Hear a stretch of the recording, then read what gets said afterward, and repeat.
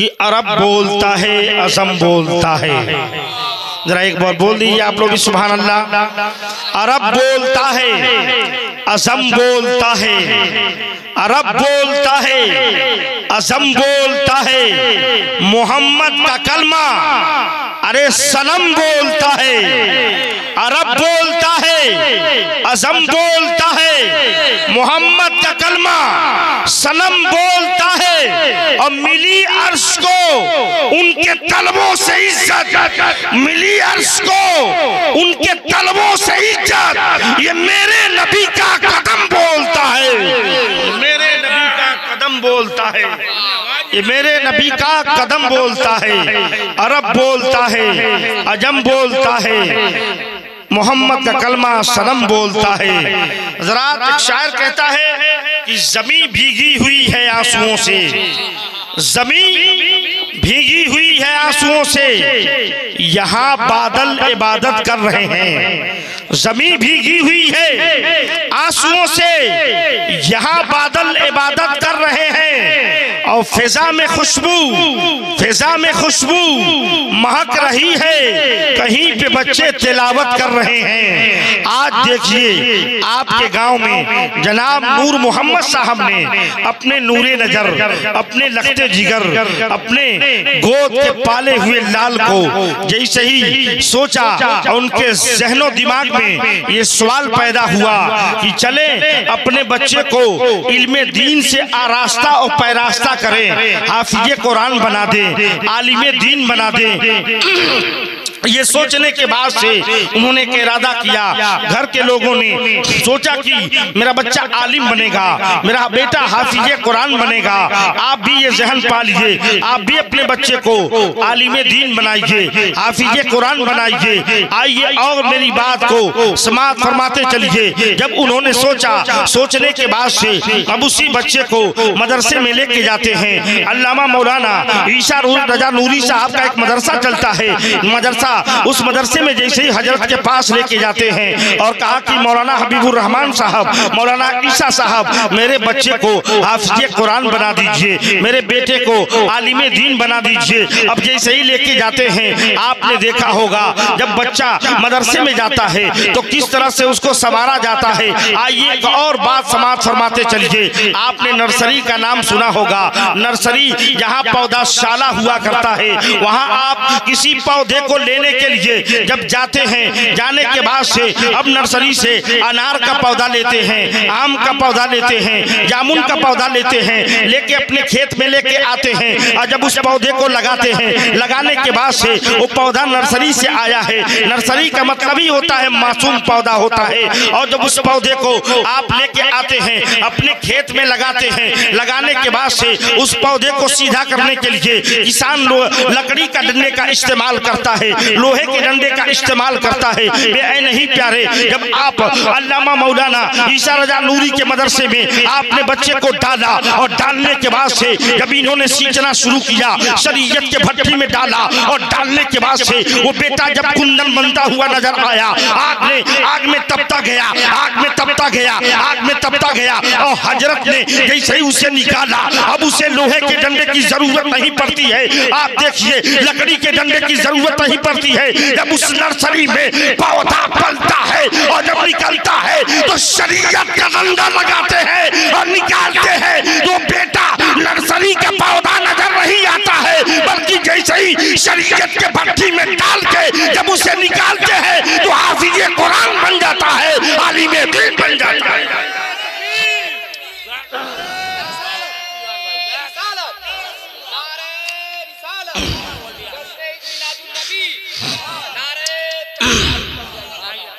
आइए देखिए, जब उन्होंने सोचा, सोचने के बाद से आपके घर में, आप मदरसे में, आपके गांव में मदरसा होगा, कभी आप सोचते हैं कि चल के हमारा बेटा हमारे आंखों के सामने परवान चढ़ता है, हमारा बेटा हम उसे बिरयानी खिलाते हैं। अल्लामा मौलाना मेहरुद्दीन साहब किबला जिन्होंने एक खुद मदरसा कायम किया हुआ है और उस मदरसे में वो हजरत दरसो तदरीस देते रहते हैं। अल्लामा मौलाना हबीबुर रहमान साहब हैं, इनकी काबिश बहुत पहले इस गांव में बरस चुकी है, इन्होंने बहुत पहले पढ़ाया है। लेकिन देखिए जैसे ही आपका बेटा घर रहता है, आपके नजर में रहता है, माँ के नजर में रहता है। हजरत मौलाना ईसा रजा नूरी साहब तवज्जो चाहता हूँ, जैसे ही वो बच्चा अब मदरसे में, बाप ने सोचा आलिम दीन बनाया जाए, बाप ने सोचा हाफिज़ कुरान बनाया जाए। जब तक बेटा घर में था चारपाई पे सो रहा था, जब तक बेटा घर में था सोफा सेट पे सो रहा था, जब तक बेटा घर में था पलंग पे सो रहा था। लेकिन जैसे ही बाप ने इरादा किया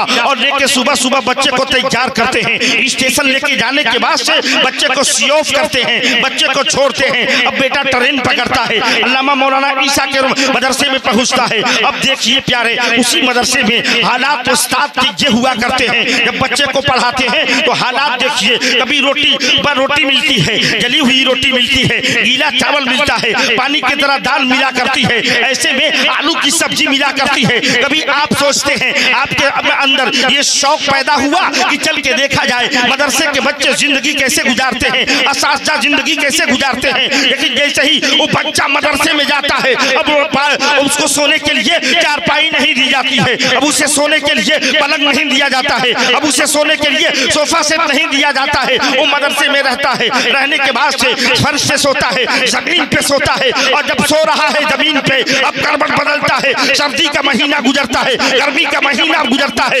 खुदा की कसम पूछिए उलमाए किराम से, वो बच्चा कभी बीमार नहीं होता है। वजह क्या है प्यारे, इन दोनों में वजह क्या है? बेटा आप ही का है, जब तक बेटा आपके घर में था, बेटा आपका है, जब तक बेटा माँ की नजर में था, जब तक बेटा आपका है, जब तक बेटा अपने घर में था, माँ की नजर में था, बहन की नजर में था, भाई की नजर में था, वालिद की नजर में था। लेकिन जैसे ही ये घर के नजर में रहता है, कभी बीमार हो जाता है, कभी सर्दी लग जाती है। लेकिन खुदा की कसम, वो बेटा जैसे ही मदरसे में पहुंचता है, ये मेरे रसूल का फैजान है। मदरसा रसूल का घर होता है और मस्जिद खुदा का घर होता है। ऐसे ही मदरसा में बच्चा पहुंचता है। अब उस्ताद ने उसे नसीब फराज की मंजिल में चढ़ाना शुरू किया, परवान चढ़ाना शुरू करता है। अब वो बच्चा मदरसे में रहता है। बता क्या चला प्यारे, बेटा आपके घर में था, बीमार हो जा रहा था, बेटा आपके घर में था, उसकी तबीयत खराब हो जा रही थी, बेटा आपके घर में था,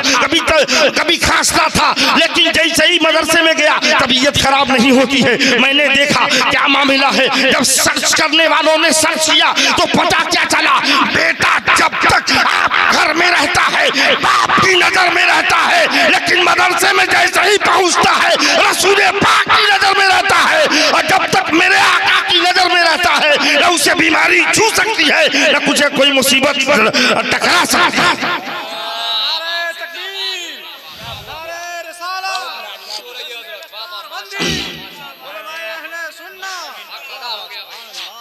आप आइए जरा देखिए, मैंने एक शेर पढ़ा था कि जमीन भीगी हुई है आंसुओं से, यहाँ बादल इबादत कर रहे हैं। ईसा भाई, मैं आपकी तवज्जो का बड़ी तालिब हूँ, इसलिए कि आप वो नकीब हैं। मैंने देखा है कि बड़े बड़े छोटे छोटे मुकर्ररों को आपने बड़ा बना दिया है, और थोड़ी सी नज़र मेरे ऊपर हो जाए। अब मैं ये नहीं कहता हूँ कि आप मुझे बड़ा या छोटा बना दें, बस मेरी गुफ्तगू पे अपनी तवज्जो मरकूज रखें, यही मेरे लिए बहुत बड़ी सआदत है। हज़रात आओ देखो, जब मदरसे में आपने कभी सोचा, आज हर आदमी है ये सोचता है मेरा बेटा डॉक्टर बने, आज हर आदमी है ये सोचता है मेरा बेटा इंजीनियर बने, आज हर ये आदमी है जो मेरा बेटा ये सोचता है मेरा बेटा LLB टॉप करे। बेटा प्यारे देखो, ये दुनिया में हम हिंदुस्तान में जी रहे हैं, अपनी जिंदगी के सुबह शाम को हिंदुस्तान की सरजमीन पे गुजारते हैं, हमें भी पैसे की जरूरत है। मैं ये नहीं कहता हूँ आए मुसलमानों कि आप अपने बच्चे को आलिम दीन न बनाओ, मैं ये नहीं कहूँगा कि सिर्फ आलिम दीन बनाओ, मैं ये नहीं कहूँगा कि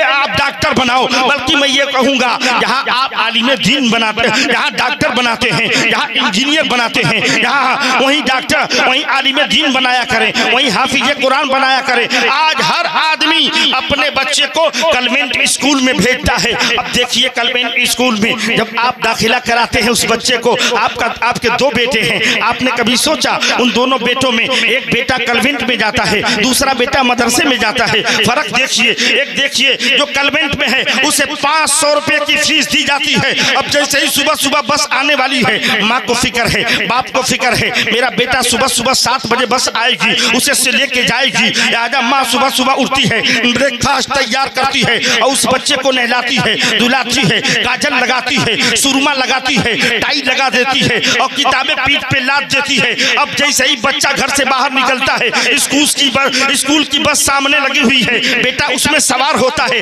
लेकिन दूसरा बच्चा जो मदरसे में पढ़ने वाला है, जो कमजोरों नातवा है, जो लागर है, आप न बाप को तौफीक है कि बेटे को तैयार किया जाए, न माँ को तौफीक है बेटे को तैयार किया जाए। लिहाजा वो बच्चा सुबह सुबह उठता है, अपनी जरूरियात से फारिग होने के बाद से वो बच्चा अब तैयार होता है, अपने अंदाज से तैयार होता है, नबी के कुरान को, अल्लाह के कलाम को अपने सीने में लगाता है। अब देखो प्यारे, मैं तवज्जो चाहता हूँ इस बात पे, और ये जो जुमला बोलने जा रहा हूँ इसे दिल की तख्ती पे नोट करके लेके जाओगे तो इंशाअल्लाह, और मैं जहाँ तक पहुँचाना चाह रहा था आपके जहन को पहुँचा दिया। अब आपको तवज्जो चाहिए। हज़रात देखो, जब 2 बच्चे जाने वाले, 2 बच्चे गए, एक मदरसे में गया, एक स्कूल में गया, एक किताबें पीठ पे लाद के लेके जा रहा है और दूसरा कुरान को सीने से लगा के लेके जा रहा है। वो दोनों जहन दे रहे हैं, जो तू इल्म हासिल कर रहा है खुदा की कसम वो पीठ पे लादा जाएगा, जो इल्म मैं हासिल कर रहा हूँ अल्लाह की कसम उसे सीने से लगाया जाएगा। जो इल्म तू हासिल कर रहा है, जरा बोलो सुभान अल्लाह। अच्छा ये बताओ जाएगा, खाली मुहर्रम में नारा लगाओ ले जाके एहू तरह नारा लगाओ, तो नारा लगा दो जाके एहू नारा लगाइए, कोई भी आदमी, कोई नौजवान यार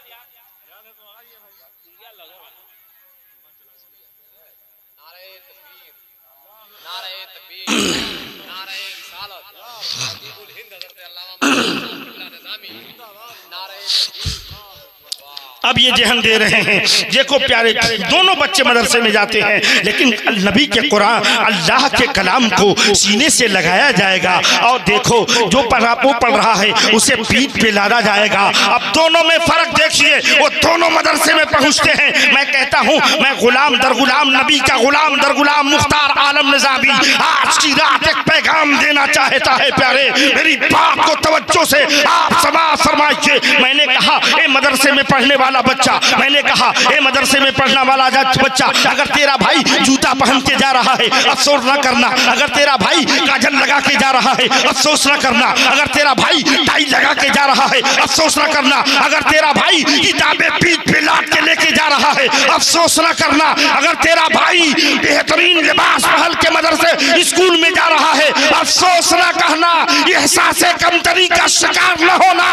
अगर तेरा भाई बस से जा रहा है तो जाया करे, खुदा की कसम ये मैं नहीं नबी का फरमान बोलता है कि जब मदरसा में बच्चा घर से कदम अपने बाहर निकालता है मदरसा में जाने के लिए, तो अल्लाह के फरिश्ते कहते हैं ए आने वाला पैदल न चल के आ बल्कि मेरे पैरों पे चल के आ। बल्कि अल्लाह के फरिश्ते कहते हैं ए आने वाला मेरे पैरों पे चल के आ। इसलिए आपसे कहूंगा कि आप भी अपने बेटे को आलिम दीन बनाइए, आप भी अपने बेटे को हाफिज़े कुरान बनाइए, इनका मर्तबा बहुत ज्यादा है। आओ नबी पाक इरशाद फरमाते हैं, अगर एक आलिम है और किसी मसाइल पे इस्तेमाल करके रात की तारीकी में बिस्तर पे लेट के अगर किसी मसाइल पे गौर कर रहा है तो आबिद के 70 साल इबादत से बेहतर उसका आलिम का मसाइल पे इस्तेमाल करना है। ये आलिम की फजीलत है। कल क़यामत के मैदान में रब ताला गुनाहगार गुनाह की बदौलत जन्नत में जा रहे होंगे, जहन्नम में जा रहे होंगे, कोई जन्नत में जा रहा होगा, लेकिन एक ऐसी जमात होगी अल्लाह ताला आलिमों से फरमाएगा ए आलिम ए आबी, तुम दोनों को बुलाएगा और बुलाने के बाद से कहेगा आबी तू जन्नत में जा, आलिम तू ठहर जा। आलिम थोड़ी देर के लिए घबराएगा, मौला बात समझ में नहीं आ रही है, ये दुनिया कोई और नहीं रोक रहा है, आबी तो जन्नत में चला गया लेकिन आलिम को रोका क्यों जा रहा है, ये बात समझ में नहीं आती है। अल्लाह का फरमान होगा, अल्लाह फरमाएगा ए आलिम तूने लोगों की जिंदगी संवारी है, तू अकेले ना जा बल्कि आज तू जिसके बारे में शफाअत करेगा मैं उसे जन्नत का परवाना अता कर दूंगा। ये आलिम का मर्तबा है।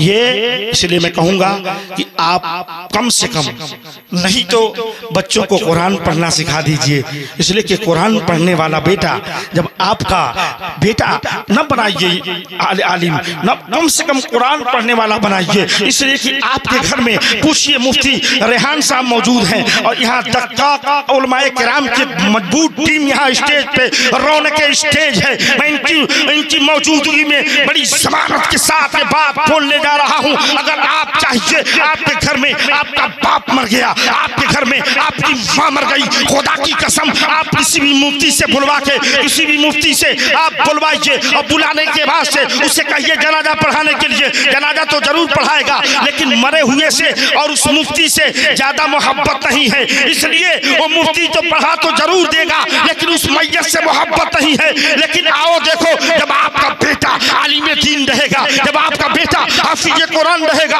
और जब बाप का जनाजा सामने है और जनाजे के मसल्ले पे वो बेटा जैसे ही अल्लाहु अकबर कहेगा और कहेगा जनाजे की नमाज खत्म होगी, रब की बारगाह में दुआ करेगा, ए मौला ये वही बाप है, इन्होंने मुझे आलिम दीन बनाया, ये मौला ये वही बाप है, इसने मुझे तकलीफें उठा करके मुझे इल्म से आरास्ता और पैरास्ता किया, ए मौला ये वही बाप है, इसने बड़ी तकलीफों से मुझे पाला, ए मौला ये वही बाप है, इसने मुझे मेरी जिंदगी को संवारा, उसका रोना होगा और रब की बारगाह में वो आलिम जैसे ही अपने बाप के बारे में शफाअत करेगा और उसके हक में दुआ करेगा, हाथ उठाना उसका काम होगा और दुआ कबूल करने वाला परवरदिगार आलम।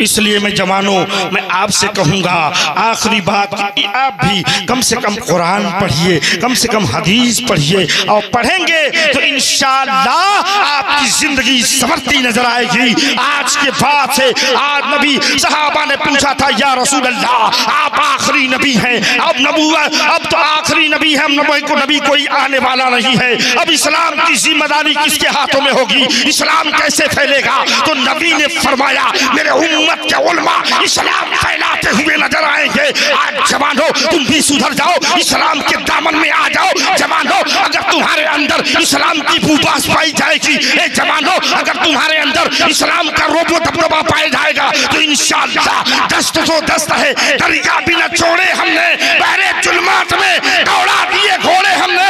एक शायर कहता है कि अली की जुल्फ़कार ले, हसन का इक़्तिदार ले, अली की जुल्फ़कार ले, हसन का इक़्तिदार ले, वक़ार ले, करार ले, मुजाहिदी कतार ले, निशान शानदार ले, कदीम यादगार ले। अभी तू नौजवान है, अभी तू नौजवान है और ए मुसलमान नौजवान सुन, मुहम्मदी पयाम ले, मुहम्मदी पयाम ले, सलाम ले, कलाम ले, हरीमे काबा थाम ले, दिलावरी का जाम ले, बहादुरी से काम ले, कसा का हाथ थाम ले। अभी तू नौजवान है, अभी तू नौजवान है। वाखिरु दावाना अनिल हम्दुलिल्लाहि रब्बिल आलमीन, अस्तगफिरुल्लाह रब्बी मिन कुल्लि ज़ंबी व तूबू इलैहि। अस्सलामु अलैकुम।